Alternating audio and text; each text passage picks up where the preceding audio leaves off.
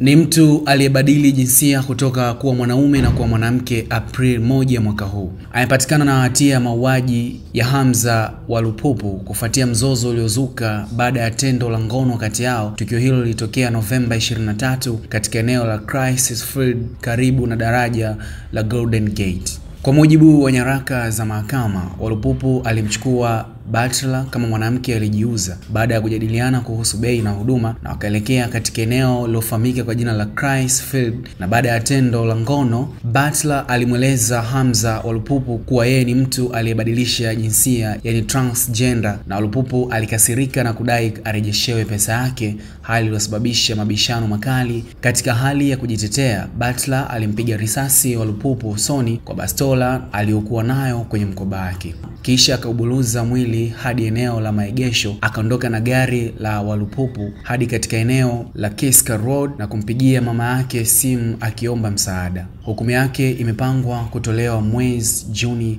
mwaka huu 2025.